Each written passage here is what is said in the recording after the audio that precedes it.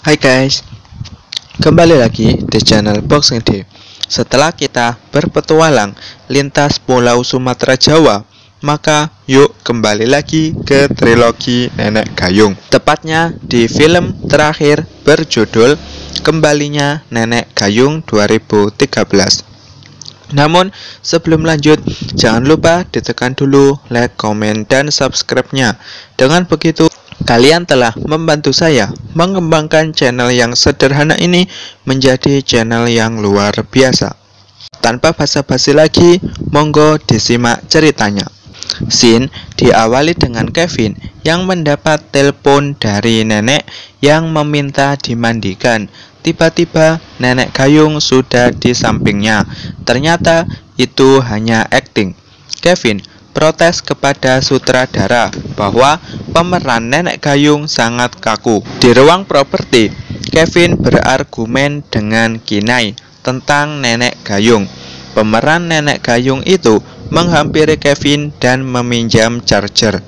Boim dan Mimi berbincang-bincang ala pasangan muda. Tiba-tiba datanglah pengamen yang waktu itu.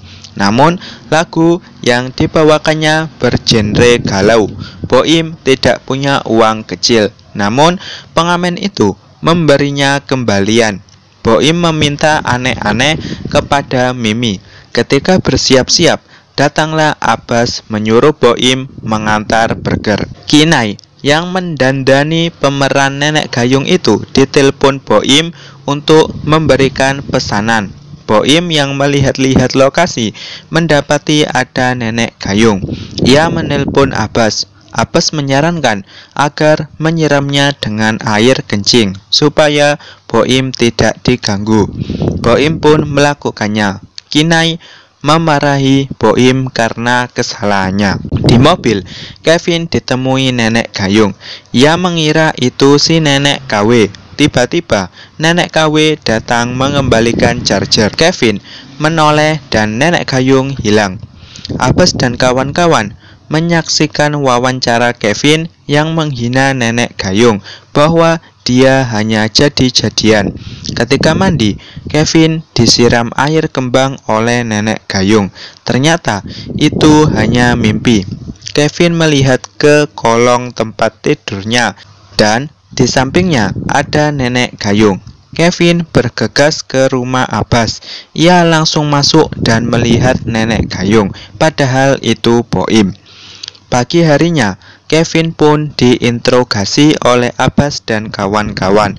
Boim mengecek apakah di tubuh Kevin ada tanda-tanda Nenek Gayung, tetapi hanya ditemukan tanda lahir. Kevin meminta agar Abbas dan Boim membantunya dengan imbalan honornya. Mereka pun datang ke dukun yang waktu itu. Tetapi yang mereka temui adalah istri sang dukun yang menangis karena ditinggal minggat si dukun. Karena tidak ada solusi, mereka kembali pulang. Tiba-tiba di televisi ada iklan klinik Tong-Tong yang bisa mengatasi semua permasalahan. Mereka pun datang. Ada Pak Sutri yang ingin hamil. Ketika keluar, tiba-tiba perut si istri langsung berisi. Selanjutnya ada Banci. Datanglah pengamen waktu itu kehilangan suaranya. Ketika si Banci keluar, ia sudah menjadi wanita. Ketika keluar, ia langsung bersenandung. Abbas dan kawan-kawan masuk. Ternyata itu adalah dukun yang waktu itu yang sudah naik pangkat. Karena persoalan gaib, si dukun memindahkan tempat prakteknya. Setelah konsultasi, si dukun memberi solusi agar Kevin mengambil gayung di makam Nenek Gayung. Kemudian digunakan mandi dengan air sumur 7 rupa. Mereka langsung mencari makam si nenek. Tiba-tiba mereka bertemu perempuan. Dia menunjukkan letak makam si nenek. Kevin pun mengambil gayungnya.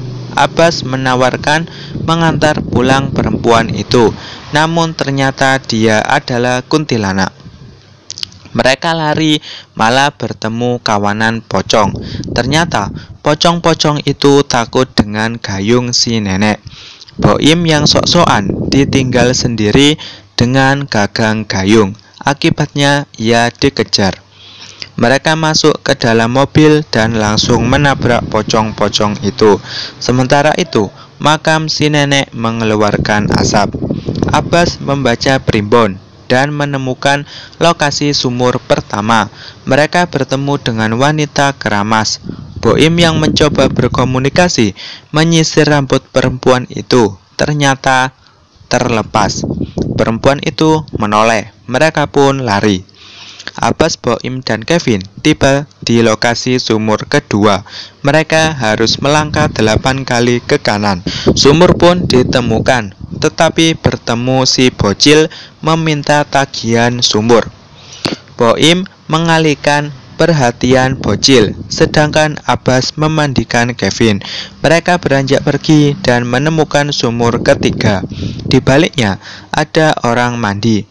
Kevin mencium kutangnya. Ternyata yang mandi adalah si Banji. Mereka kabur ke lokasi sumur berikutnya dengan syarat mundur 7 langkah.